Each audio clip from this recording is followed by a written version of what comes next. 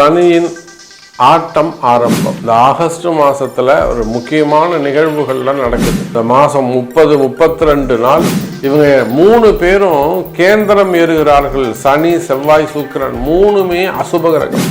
3 அசுப கிரகம், 3 கேந்திரங்கள் ஏற போறாங்க, ஏறிட்டாங்க.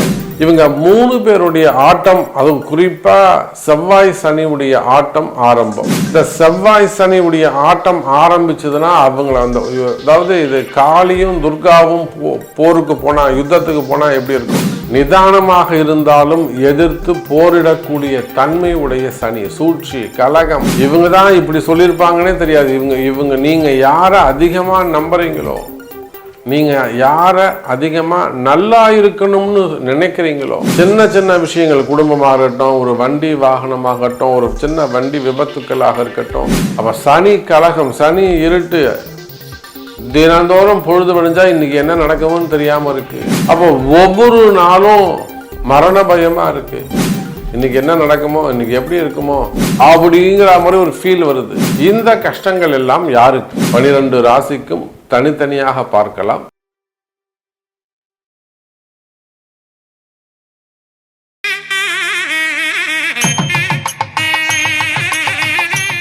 உலகெல்லாம் உணர்ந்தோதற்கரியவன் நிலவுலாவிய நிர்மலி வேணியன் அழகில் ஜோதியன் அம்பலத்தை ஆடுவான் மலர் சிலம்படி வாழ்த்தி வணங்குவோம்.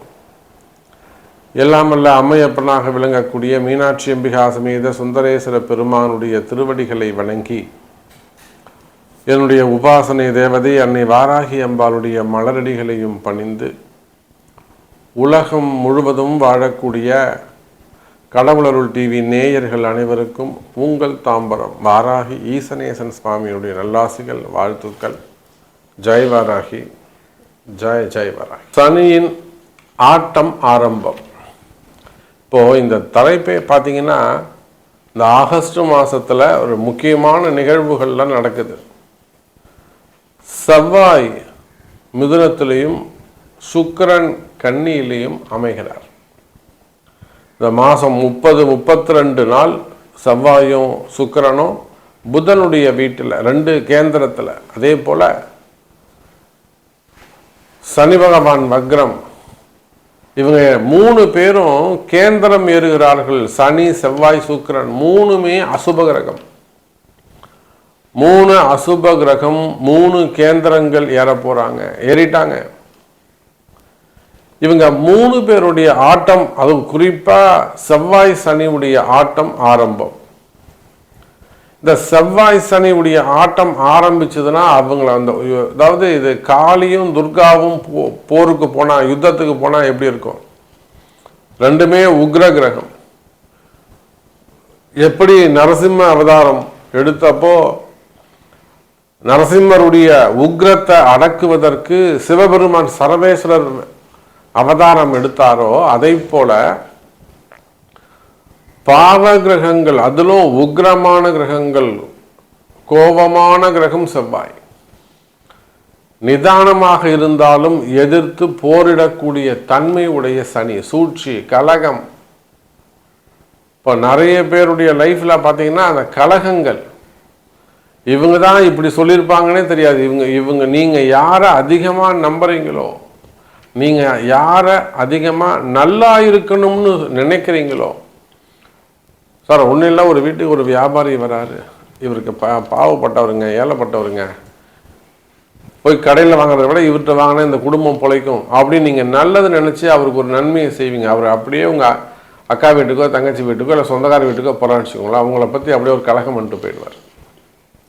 அப்போது அன்பு நேயர்களே, நீங்கள் யாரை அதிகம் பாவம் பார்க்குறீங்களோ, புண்ணியம் பார்க்குறீங்களோ, இறக்கப்படுறீங்களோ, அவங்க தான் உங்களுக்கு அதிகமாக கஷ்டத்தையோ அல்லது கலகத்தையோ ஏற்படுத்துவார்கள்.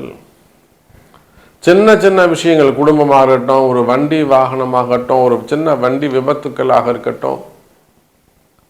அப்போ சனி கலகம், சனி இருட்டு, தினந்தோறும் பொழுது விடிஞ்சா இன்னைக்கு என்ன நடக்கும்னு தெரியாமல் இருக்கு. அப்புறம் போய் ஒரு சாமியை கும்பிட்டு ஒரு பதிகம் பிடிச்சா அப்புறம் இன்னைக்கு அந்த நாள் சரியாக வருது. அப்போ ஒவ்வொரு நாளும் மரண பயமா இருக்கு. இன்னைக்கு என்ன நடக்குமோ, இன்னைக்கு எப்படி இருக்குமோ அப்படிங்கிற மாதிரி ஒரு ஃபீல் வருது. இந்த கஷ்டங்கள் எல்லாம் யாருக்கு? இதை தான் சனி செவ்வாயுடைய ஆட்டம்னு சொல்றது. ஒரு மருமகளாக இருந்தாக்கா இந்த மாமனார் மாமியார்கிட்ட நல்ல பேர் வாங்கிறதுக்குள்ள தலையால் தண்ணி குடிக்கணும். சில இடங்களில் மாமியார் தலையால் தண்ணி குடிக்கணும். இதெல்லாம் அவங்க ஜாதக கட்டம் தான் பேசும். குடும்பத்தில் கணவனுக்கு மனைவி அடங்கி போகிறது, மனைவிக்கு கணவன் அடங்கி போகிறது. புரியுதுங்களா? அப்போது ஒரு வேலை செய்கிறீங்க, உங்களுக்கு கீழே வேலை செய்யக்கூடியவங்க உங்களை அதிகாரம் பண்ணுவாங்க. இப்போ இந்த மாதிரி கஷ்டங்கள்லாம் யாருக்கு? மெயினாக வேலை செய்கிற இடங்களில், தொழில் செய்கிற இடங்களில், அரசு அதிகாரிகளாக இருக்கலாம், வேலை செய்கிற இடங்களில் சூழ்ச்சிகள், கலகங்கள் யாருக்கு? நான் நல்லா ஒழுங்காக வேலை செஞ்சேன், என்ன வேணும்னே இப்படி பண்ணிட்டாங்க சாமி, ஏன்னா வேணும்னே கார்னர் பண்ணி இப்படி பண்ணிட்டாங்க, எனக்கு இப்படி கொண்டு வந்து தள்ளிட்டாங்க, நான் திருப்பவும் அங்கே இருக்கணும் சாமி, ஜெயிக்கணும், நான் எனக்கு வேலை கிடைக்கணும். அப்போ இதெல்லாமே சூழ்ச்சி, எல்லாமே கலகம். சார் இந்த சனியும் செவ்வாயும் சேர்ந்தால் போர், யுத்தம், சண்டை அப்படிலாம் சொன்னோம். தேவையில்லாத வம்பு வழக்குகள், செய்யாத குற்றங்களுக்கான தண்டனைகள் அப்படிலாம் கூட நம்ம சொல்லலாம். ஸோ இதெல்லாம் கம்பைன் பண்ணி கூட்டு சேரும் அசுப கிரகங்கள், கூட்டு சேரும் தீய கிரகங்கள் யார் யார்? சனி, செவ்வாய், சுக்கிரன். இந்த அசுப கிரகங்களின் ஆட்டம் எப்படி இருக்கும்? என்ன செய்ய போகிறார் குரு? அடக்குவாரா, அடங்குவாரா? 12 ராசிக்கும் தனித்தனியாக பார்க்கலாம், வாருங்கள். நமச்சிவாயம். மகர ராசி. மகர ராசி என்பர்களே, ராசிநாதன் சனி பகவான் வக்ரம் பெற்றிருக்கிறார். 3ஆம் இடத்தில் சனி பகவான். இந்த அசுப கிரகங்களின் கூட்டு சேர்க்கைன்னு சொன்ன பார்த்தீங்களா, யார்? சனி, செவ்வாய், சுக்கிரன். இதில் குருவும் சேர்ந்துக்கிறார். உங்களுக்கு 7ஆம் இடத்துல குரு, 7ஆம் இடத்துல குரு இருப்பது அவ்வளவு சிறப்பு கிடையாது. உச்சம் பெற்ற குரு நீச்ச வீட்டை பார்க்குறாரு. 2வது சனி குருவுடைய வீட்டில், சனி குரு தொடர்பு. இப்போ நிறைய மகர ராசி அன்பர்கள் மனசில் ஒரு கஷ்டம், அப்படி இல்லைன்னா ஒரு மனக்குழப்பம், கையில் காசு தங்கலை, இதுதான் பிரச்சனை.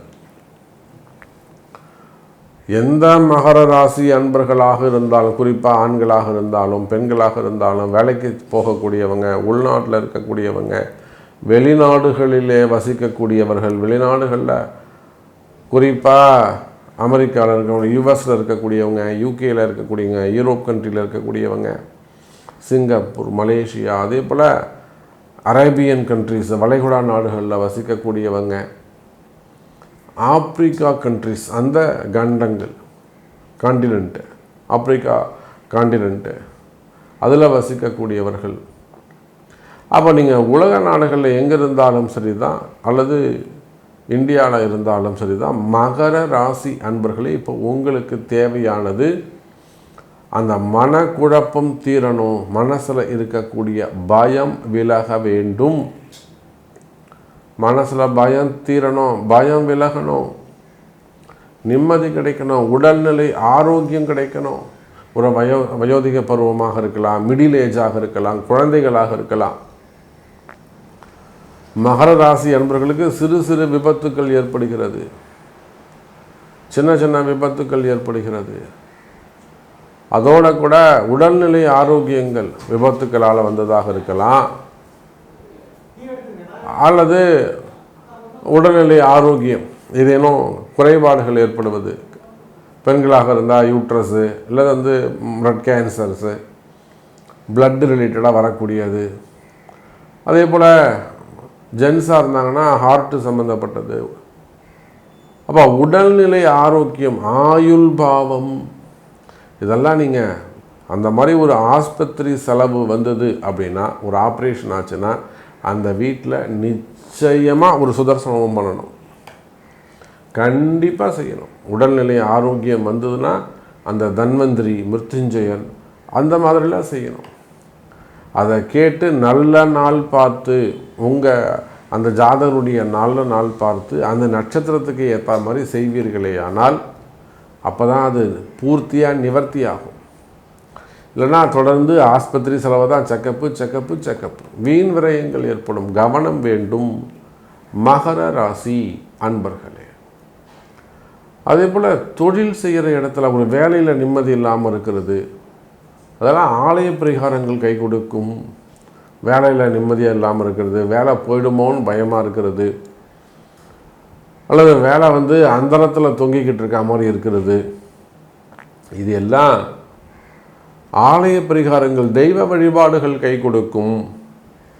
அதே போல் ஃபேக்ட்ரிஸ், தொழிற்சாலைகள் அதெல்லாம் வச்சு நடத்தக்கூடியவங்க, கம்பெனிகள் வச்சு நடத்தக்கூடியவங்க, பிஸ்னஸ் பண்ணக்கூடியவங்க, ஆஃபீஸ் வச்சு நடத்தக்கூடியவங்க, இந்த இடத்துல வரக்கூடிய கஷ்ட நஷ்டங்கள் இருக்குமேயானால், அதில் வரக்கூடிய கஷ்ட நஷ்டங்கள் இருக்குமேயானால் நிச்சயமாக மகர ராசி என்பவர்களே அந்த இடத்துல வச்சு தான் நீங்கள் வழிபாடுகள் யாகங்கள் செய்யணும். தொழில் நடக்கிற இடத்துல அந்த பூமி தான் பேசும், அதான் ரகசியம். அந்த பூமி தான் பேசும், அந்த பூமியில் தான் வச்சு செய்யணும். அப்போ இந்த பாவ கிரகங்களின் கூட்டு சேர்க்கையால் நல்லது நடக்கும், வழிபாடுகள் கை கொடுக்கும், வெற்றி கிடைக்கும், ரகசியங்கள் தெரிய வரும், தெய்வ ரகசியங்கள் வெளிப்படும், அனுகூலங்கள் அதிகரிக்கும், நன்மைகள் அதிகரிக்கும். இன்னும் சொல்லப்போனால் தடைகள் விலகும். மகர ராசி அன்பர்களே, தொழிலில் உள்ள கஷ்ட நஷ்டங்கள் அல்லது வேலை செய்கிற இடத்துல இருக்கக்கூடிய கஷ்ட நஷ்டங்கள், குறிப்பாக மகர ராசிக்கு கடன் சுமைகள், கடன் பிரச்சனைகள், வம்பு வழக்குகள், பெருசாக இருக்கக்கூடிய கடன் சுமைகள், கடன் பிரச்சனைகள், வம்பு வழக்குகள், கோர்ட்டு கேஸு சம்பந்தப்பட்ட பிரச்சனைகள் இவையெல்லாம் இருக்குமே. ஆனால் மகர ராசி அன்பர்களே இதெல்லாம் ஆலய வழிபாடுகள் கை கொடுக்கும். அப்போ மகர ராசி அன்பர்களே இந்த அசுப கிரகங்களின் கூட்டு சேர்க்கையால் தெய்வ சக்தி அதிகரிக்கும், தெய்வ நம்பிக்கை அதிகரிக்கும், பல ஜோதிட ரகசியங்கள் உங்களை சேரும். அதோட கூட நம்பிக்கை பிறக்கும், தைரியம் அதிகரிக்கும், தடைகள் விலகும், பண பற்றாக்குறைகள் இருக்குமே, ஃபண்டு டிமாண்ட் இருக்குமே, அவையெல்லாம் விலகும்.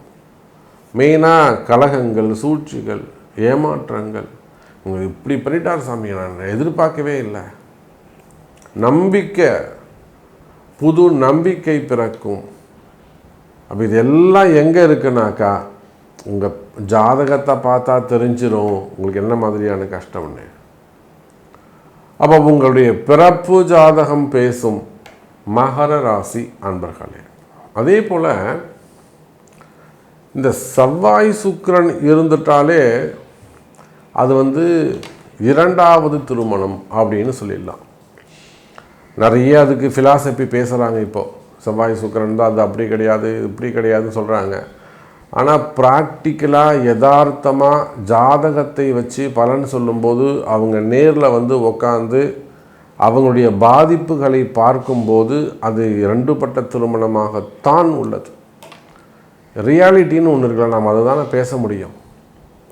வெறும் புக்கில் வைக்கிறதும் தனிப்பட்ட கருத்தும் இங்கே நடக்காது. அந்த ஜாதகருக்கு நம்ம முன்னாடி உட்காந்துறவங்களுக்கு அது இயற்கையாக நடந்திருக்கு. அப்போது ரெண்டுபட்ட திருமணங்கள், இரண்டாவது திருமணமும் பிரச்சனையாக இருக்குது. அப்புறம் மூணாவது திருமணம், பிறந்த குழந்தைங்களை தத்து கொடுக்கறது, இல்லை குழந்தைங்க பிறந்ததுக்கப்புறம் கணவன் பிரிஞ்சு போகிறது.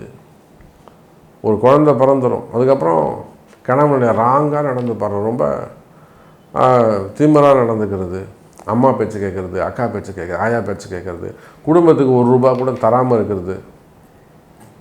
இப்போ இந்த மாதிரிலாம் திருமண வாழ்க்கையில் வரக்கூடிய பிரச்சனைகள் இருந்தாலும் இதுக்கெல்லாம் பரிகாரங்கள் உண்டு.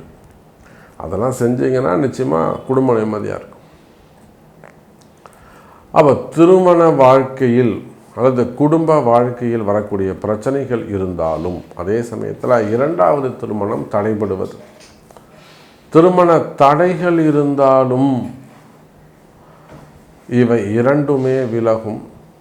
அதே சமயத்தில் குழந்தை பாக்கியம், நான் குழந்தை பாக்கியத்துக்கு எப்பொழுதுமே சொல்வதுண்டு, கணவன் மனைவி இருவருடைய ஜாதகமும் பார்க்கணும். அது ஒருத்தர் சம்பந்தப்பட்ட கேள்வி இல்லை, இருவர் சம்பந்தப்பட்ட பிரச்சனை. ஆகினால் 2 பேர் ஜாதகமும் பார்க்கணும். அப்போ பாருங்க, மீன ராசி அன்பர்களே, 12 ராசி அன்பர்களுக்கும் இந்த அசுப கிரகங்களின் கூட்டு சேர்க்கையால் இது எப்படி மைனஸ் இன்ட்டு மைனஸ் ப்ளஸ்ஸாக மாறுதோ அதை போல சில விஷயங்கள் உங்கள் வாழ்க்கையில் தடைகள் விலகி நல்லது நடக்கும். தெய்வ அருள் கை கொடுக்கும். நன்றி, நமச்சிவாயம். ஜெய் வராகி. கடவுள் அருள் டிவியை பார்த்தமைக்கு நன்றிகள். மேலும் இது போன்ற தகவல்களை தெரிந்து கொள்ள கடவுள் அருள் டிவியை சப்ஸ்கிரைப் செய்யுங்கள். மறக்காமல் பெல் ஐக்கானை கிளிக் செய்யுங்கள்.